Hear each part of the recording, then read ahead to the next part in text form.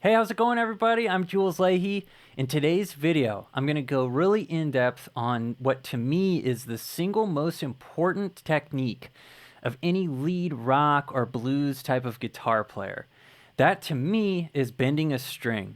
And I've broken it down into a handful of different specific bends so that we can really practice this and not just have this overall technique of string bending, but actually have a handful of different specific ways of practicing.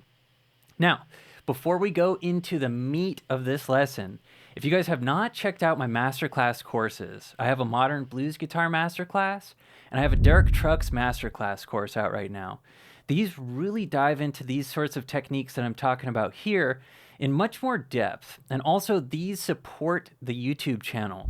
So if you guys are into all the videos that I put out, I'd really love it if you help support me by getting one of these videos. Now that we've gotten that out of the way, let's get into some string bending. And just a quick thing about my tuning today. I'm not usually in drop D tuning, but here I am. I'm in drop D tuning.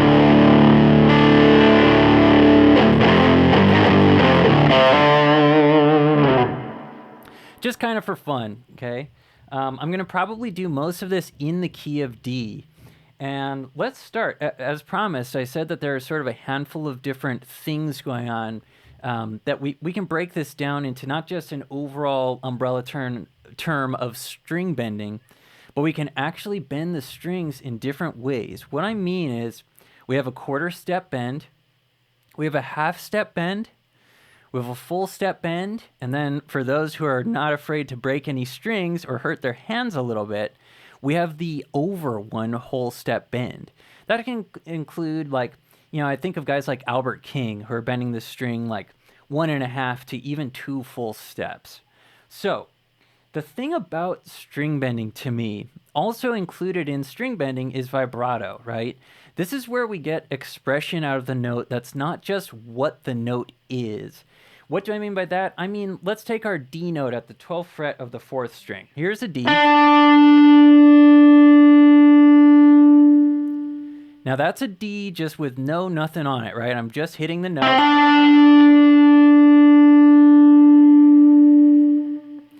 I, out of habit, started to put the teeniest bit of vibrato on it at the end there. But I really want to just keep it as just what it is because we're now going to add to that, okay? So what I'm going to do to exercise this, D is going to be our tonal center. So this is 1. Now let's do that quarter step bend. What is a quarter step bend? Let's bend from the F, which is that third, or flat third of the D minor pentatonic scale. So this would be the index finger on the G string at the 10th fret. Let's try to get this to be a quarter step up bend. Now, a half step, and just in case anybody's not familiar with the term half step, quarter step, all of that, a half step is 1 fret.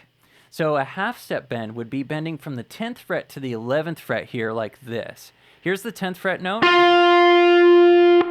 Here's the 11th fret.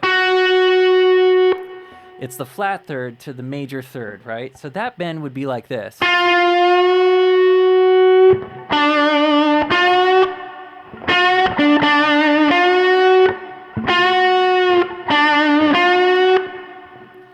So that's a half step bend. Now, I'm starting with even less than that. So a quarter step bend is both very subtle and it's very precise because we're not actually landing on that major third. It's kind of this in-between space between the flat third and the minor third. So I'm looking for something like this. It's not this, and it's not this. It's like this.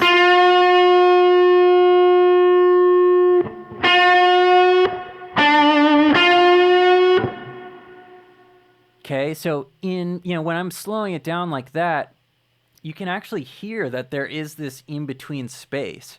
It doesn't seem like there's much room here in between these frets, but there actually is. Now, I'm tempted to do this same exact video, but on slide guitar at some point, because this is really what the name of the game is when it comes to playing slide. We're not playing slide right now, though. And this is where, to me, a lead guitarist, like a blues or rock player specifically, really kind of gets their sonic fingerprint all over their playing, with the pitch selection based on the notes that they bend to, right? So check this out. Here's the quarter step bend. I'm going to do other quarter step bends as well.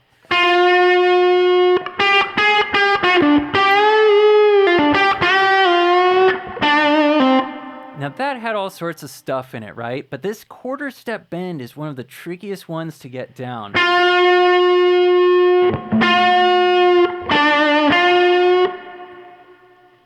There's seemingly less there right off, the first time you try it.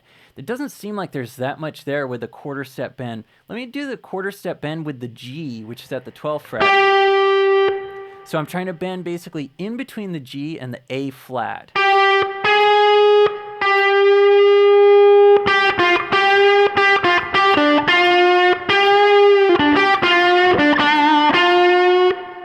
So if you guys are familiar with other videos on my channel, I had the great Aaron Shreve on for an episode of Just Riffin', where we were talking about some of his elements of playing that he really digs.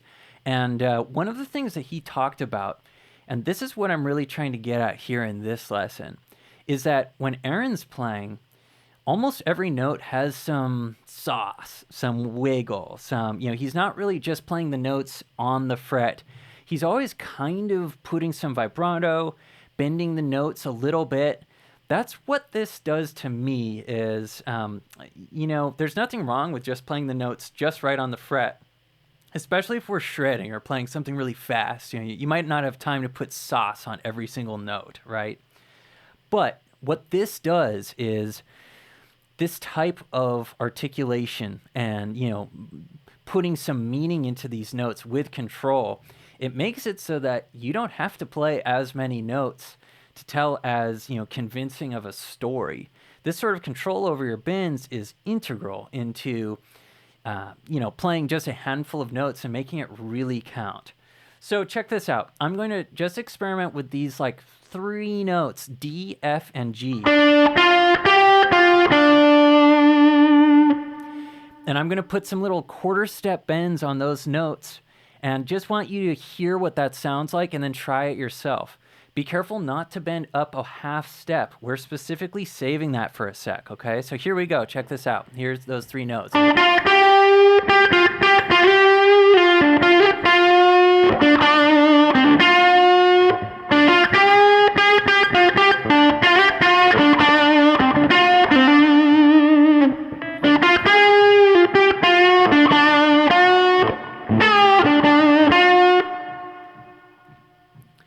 Okay, so some of those might have gone just a teeny bit above a quarter step. Quarter step bend's kind of the toughest one. It's really subtle.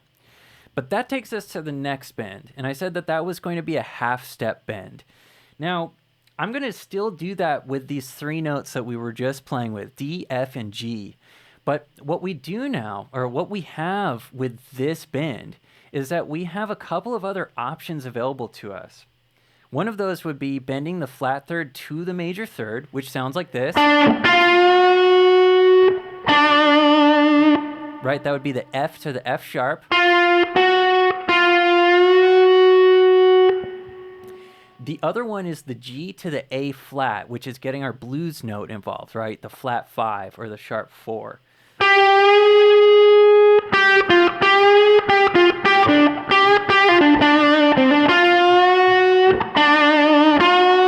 Now that we're bending a little bit further by bending a half step, this is kind of more of like the, when we think of string bending, you think of something a little more substantial like this, right? So let me just play around a little bit. If you can, try to transcribe what I'm doing right here. Try to put some vibrato on the bent notes. That's what really kind of tests out your string bending ability, is by putting some vibrato on and still having control of the pitch. So check this out. I'm just going to play with those 3 notes, adding these couple of half step, neighbor notes that we have from this half step bend. But check this out.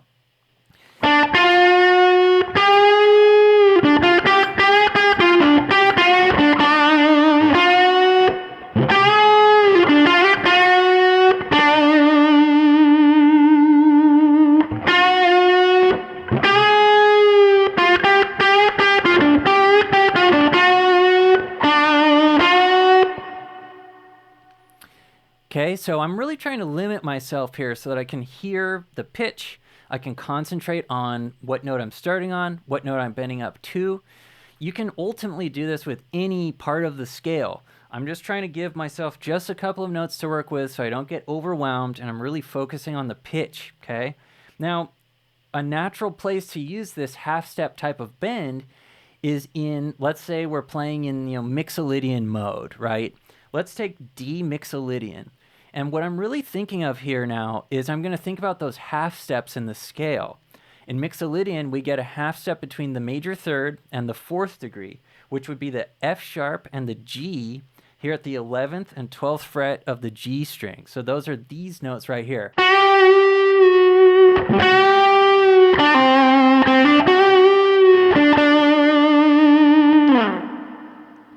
Another half step in the Mixolydian mode is between the 6th and the flat 7th. One of the places that we could play that is on the B string between the 12th and the 13th fret.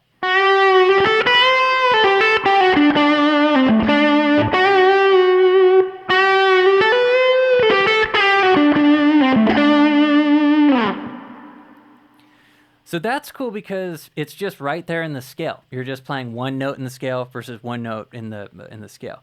I'm saying scale and mode. I think of scales and modes as kind of interchangeable. Apologies if you'd prefer to think of it as a mode, but I'm talking about Mixolydian, and I'm mainly just talking about either 3 to 4 or 6 to 7, okay? So those are half steps. That's a really nice, convenient way of just playing two notes that work really well right next to each other. Now, those are just a couple of other ideas for half-step bends, right? Let me play, I'm going to sort of think about like the top 4 strings now. And I'm going to play some sort of bluesy, I'm going to mix between major and minor. And what's cool now is that we get a lot of info here. We can really, we can do mode mixture. We can really paint a more vivid picture with this type of bend. And, let me just shut up and play a little bit to demonstrate, okay? Here we go.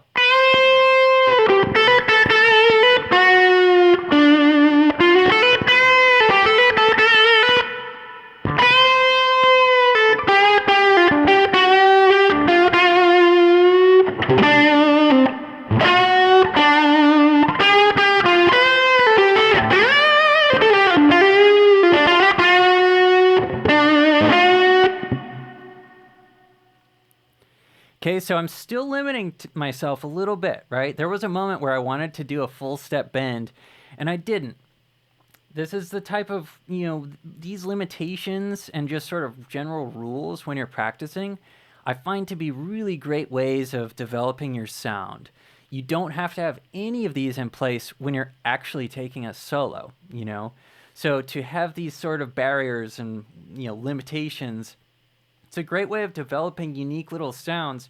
And if you can kind of play this way while you're soloing and like actively break through your little barriers that you set for yourself, this is a way of not just playing a solo where you just kind of say everything that you have to say in the first 5 seconds and have to keep soloing for 30 seconds or a minute.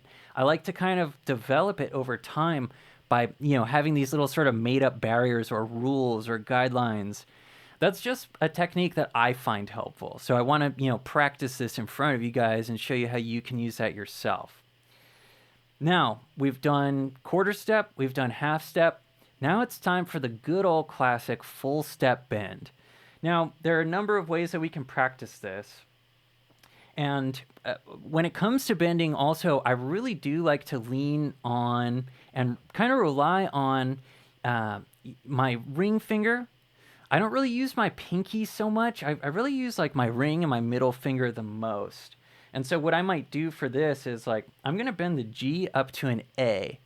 And I'm going to play just a teeny little run before that, D, F, G, A. And check this out. I want you guys to practice this. This is a great way. One of the most important sort of blues or rock bends is like the 4th to the 5th scale degree. Sounds something like this.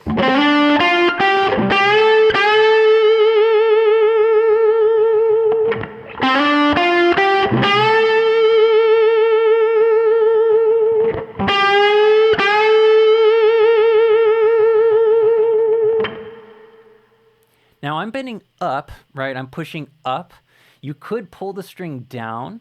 This is another way of doing it. It's kind of nice to have both as something that you're able to do. Here's pulling down now.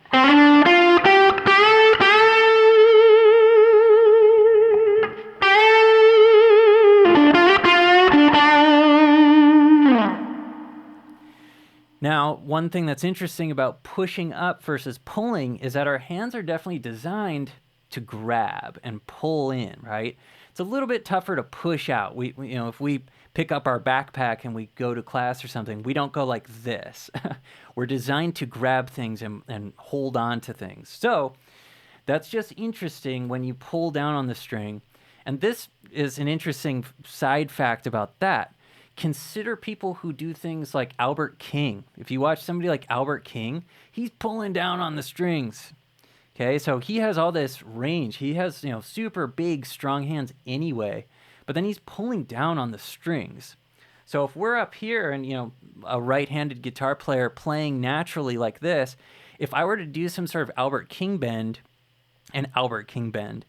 I would be pushing the string up. So our hands are working in a different way. Aside from me already not being Albert King, I'm pushing up, and it gets just tougher. It doesn't mean that we absolutely can't do it, but what I'm talking about is this sort of thing.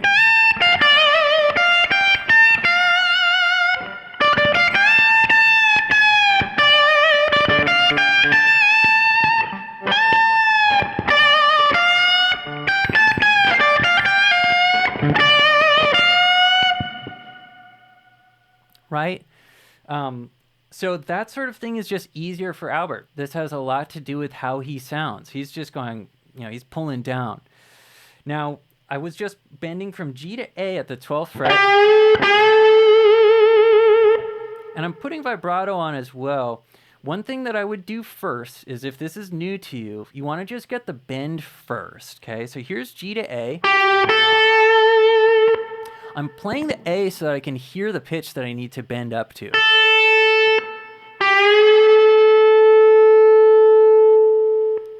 Okay?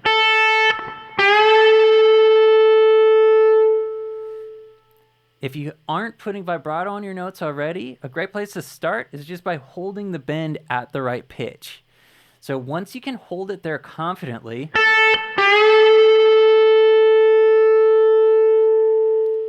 now you want to add a little bit of rock to your hand, okay? And I mean like rocking back and forth. So check this out. I'll bend to the note first, bend to A, and then I'm going to add some vibrato.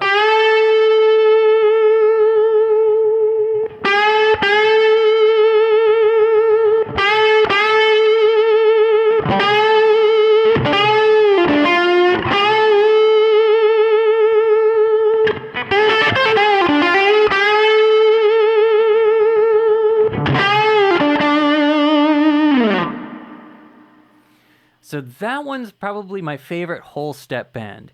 Another one that's great though, and these are all actual. I like chocolate. I like vanilla chocolate. I like milk chocolate. You name it. This is kind of, to me, bending a string is like one of my favorite things. So they're all my favorite. Another one of my favorites would be bending the flat 7 up to the root. This would be, in this case, I'm going to bend the C up at the 13th fret of the B string, up to the D, the root, at the now I'm playing this 10th fret of the 1st string. So check this out. Let me get my pitch together first.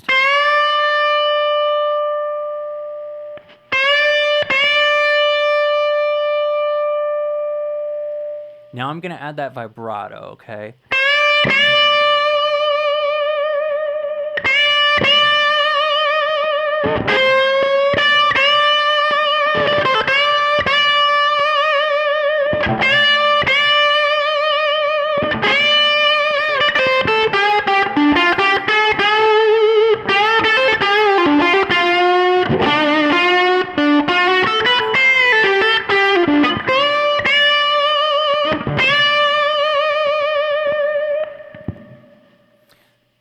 That one's amazing. Another thing is that, I love doing things like this.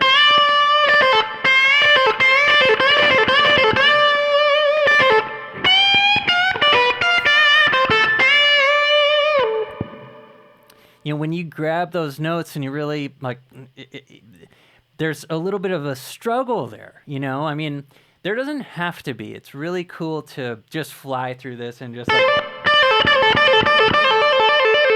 you know, you can just totally shred and that's great. But for me, I'm a bluesy guy and I really like hearing that there's like a little bit of a fight going on or something. Whether there is or not, you know, I really like to, this to me is like you're resolving a conflict or something. I'm not just trying to display that I can bend a string. I want to make it like,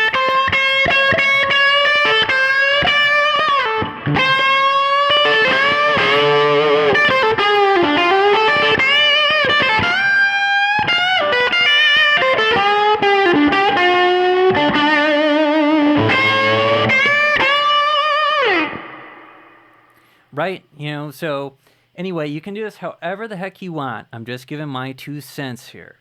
And another bend that's great, if you get that one down, a whole step bend,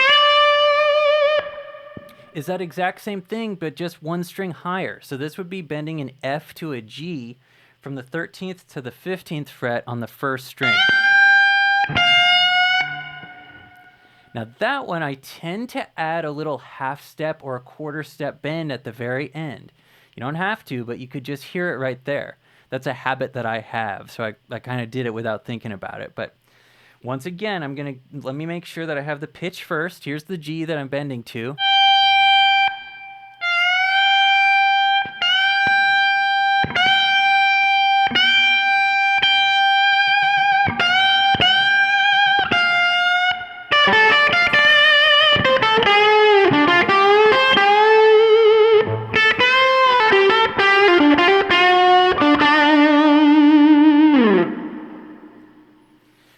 So those are some whole step bends. Now, there's one more whole step bend, and I mean, you can bend a note, you know, 1 whole step pretty much anywhere on the fretboard. So there might be tons more. But another one that I would recommend working on, and this one's tricky, is index finger bending a whole step.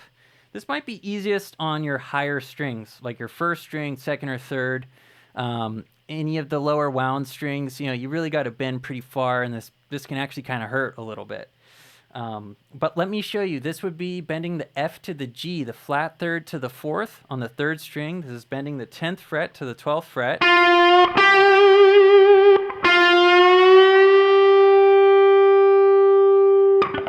And I like to bend this one up. It's a little easier to reach that way for me.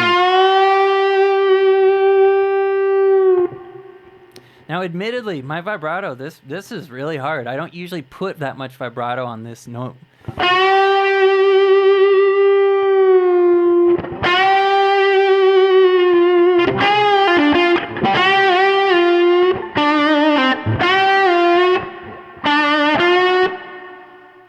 Okay, so a little less vibrato. This is kind of like, I mean, this is really challenging to push your foot, you know, your 1st finger note that far. Another one that I really like is bending up a whole step from your A to the B, which would be the 5th to the 6th on the B string. Something that I like to do, I've seen Jimi Hendrix do this a lot. He'll do something like this. So he'll bend up to the 6th, and then he'll hit the flat 3rd. And do like it's like he's hitting a tritone, and then he'll usually do a fall off thing, but he goes like this.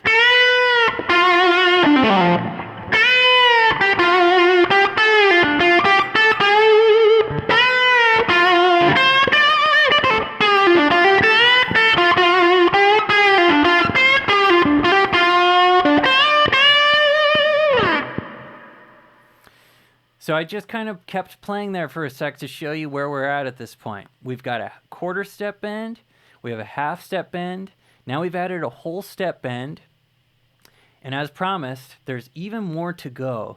For the bigger bends, like more than 1 whole step, there are a couple things I like to do. The main one, though, is do them in, you know, I mentioned the Albert King lick or the Albert King bend earlier. To do the Albert King bends in our mere mortal way, as anybody not actually named Albert King, the way that I would recommend doing those is by actually doing them all on the B string. There are a couple reasons we're going to do it this way. But what we're going to do is we're going to actually play our root with a 15th fret with the index finger. And now we're going to bend with our ring finger at the, gosh, where is that? It's at the 18th fret. We're going to bend that up a whole step first.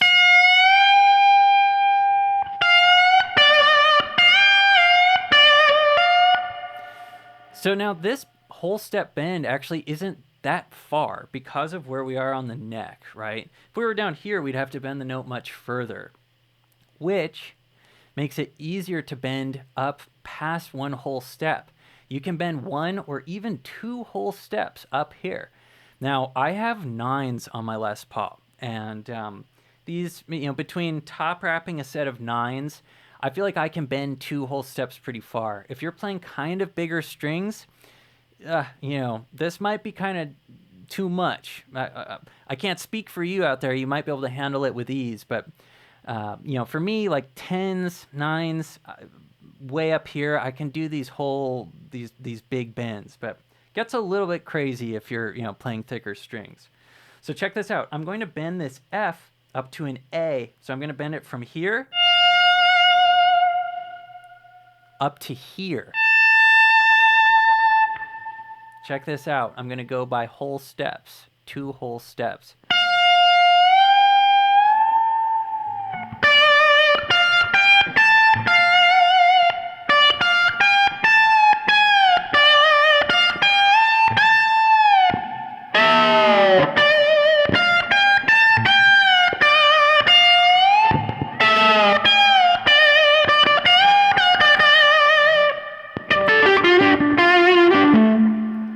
Once more, check this out. I love this. This is super expressive way of bending the notes, playing your blues licks up here. So once more, here are some whole step bends, bending the F up to the A, and then I'm going to play around in between there. I want to have control over those little half steps as I release my bend, right? So here we go.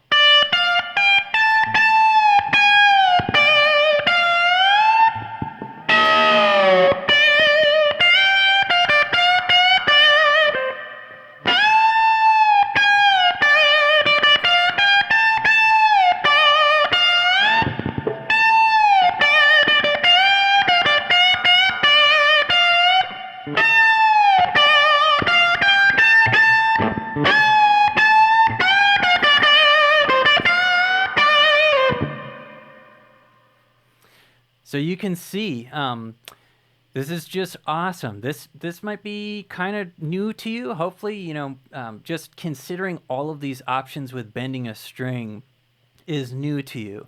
And like I said, the reason that I wanted to sort of categorize these, or not just go, hey, we're bending strings, just go for it, is that you have to be precise.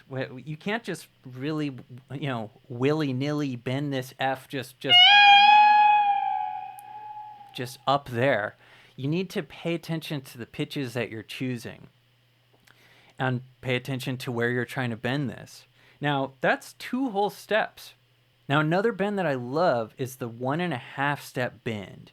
Okay, so I'm going to try that by bending my D to the F. That's a flat third right there, the root to the flat third. Check this out.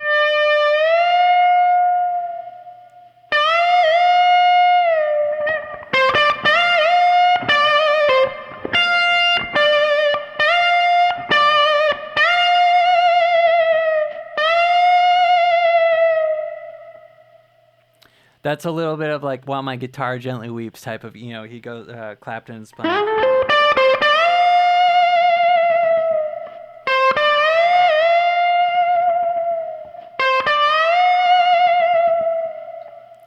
That's not the key or anything, but it just reminded me of that. That's the type of thing that you can do if you can really bend these strings and have control over everything, So that concludes this lesson on string bending. And why am I teaching this lesson today? I feel like there are always things to come back to in guitar playing, whether it's music theory, picking technique, chord knowledge, playing some old tunes, things like the Beatles, revisiting things like your favorite Hendrix record.